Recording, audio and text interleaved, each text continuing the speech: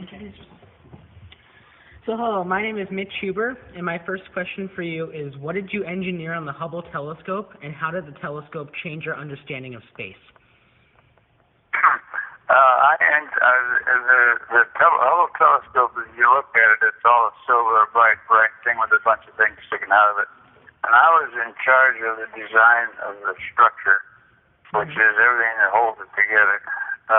Look at what I did as part of a school bus. I designed that whole bus, and everybody else designed the stuff that went into it, like the students or the wheels, any of that stuff on it. So what I did was basically the structure of the Hubble telescope. That's really cool. Okay. I worked 10 years on it. 10 years. Wow, that's a lot. Wow, that's impressive. That's amazing. How many years have you worked in the engineering field? I started, my first job was a five-seconds helicopter in Philadelphia in 1951. And then I moved to California, and I was in the aerospace industry as a design engineer from then until I retired in 1987. I worked on basic structures for Lockheed Constellation. I did passenger seats for Electra airliners. I did crew seats for the Condor 880. And a whole bunch of space stuff that are unmentionable. That's awesome. All right, so what inspired you to become an engineer, and how did you end up working on the Hubble telescope? Well, when I was in high school, I took mechanical drawing. Every year I went to high school. My first intention was to be an architect, and I was working in kitchen design, but I needed a better job, and I went to buy a second helicopter, helicopters, and I started there. Then I moved to California, and I just kept working on it. I guess basically I always kind of wanted to do that kind of work. And it was just kind of a stroke of luck getting on the Hubble telescope. When the contract was awarded to Lockheed as a prime contractor, the engineering manager was a person who I had worked for many years, and he asked me one day would I like to come to work on the Hubble telescope, and I said I sure would. And that started it out. I made the very first drawing of the very first structure of that thing. Then I became the supervisor of the structural design group and eventually the manager of the structures and mechanisms engineering on it. That's awesome. Thank you so much. So, what in your opinion is the best way to reach Mars? To reach Mars? Probably what they're doing now. You got to put a spacecraft up there that's going to provide everything that the crew, assuming a manned mission, everything that's good at survival, maintain the survival of that, and something for them to keep interested in, something to study for the long time it's going to take them to get there, and then just hope that everything works out for them, which should be well planned by then. But I don't know if there's any better way of doing this than that. They don't have any magic thing that's going to get you there in 15 seconds or 15 minutes or something. That is 3 to 4 years to get there. Do you think it's possible to have a colony on Mars? And if so, what do you think could be necessary? I think over time, you never know. Look at the advances we're making now. They have to do it. I'm sure there'll be a way to do it.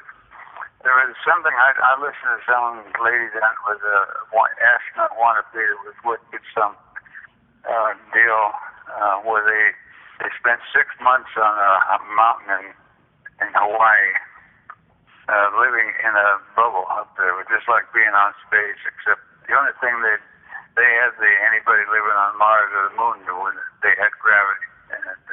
But everything else they grew their own food, they got their own water out of the ground. That's really cool. Yeah. So that's what people are going to have to do. Yeah. You're going to have to go with people that you get along with. They're not all going to be friends.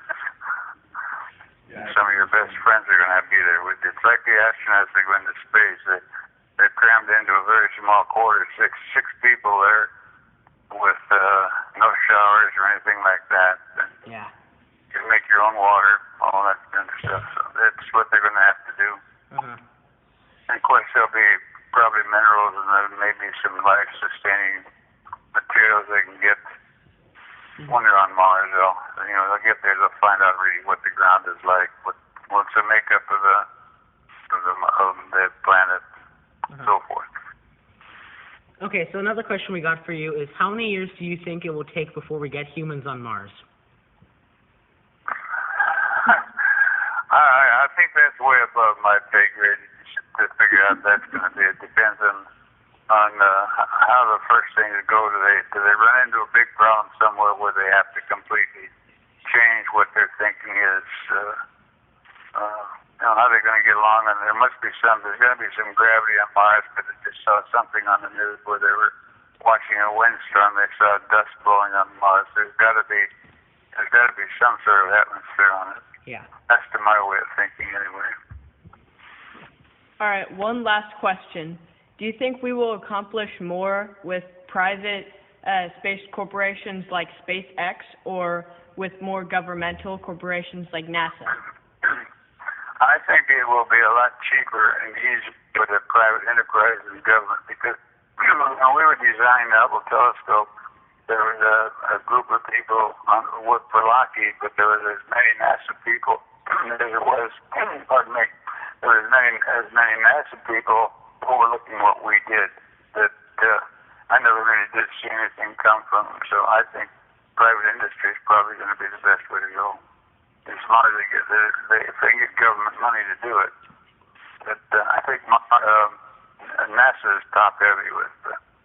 There's too many people that just walk around with their hands in their pocket and say, watching what you're doing, and maybe approving or disapproving or something. But they kind of get in your hair. Yeah. Well, for instance, on the Hubble telescope, there was a major error made in the machining of the mirror, the primary mirror.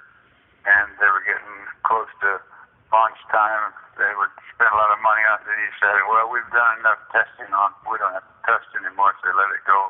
Oh. And they found they had a flaw in it. Yeah. And incidentally, on the Hubble telescope, it wasn't for a unique feature of it is it's the only satellite designed to be maintained in orbit by astronauts. And had that not been available, they never would have been able to correct the problem with the mirror.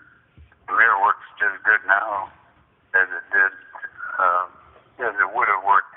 And it's the way they fixed it, put glasses on it to bring the pictures into focus. That's really cool. So I think that's all the questions that we got. So thank you so much for your time and your answers. We really appreciate it. Yeah, thank you so much. Thank you.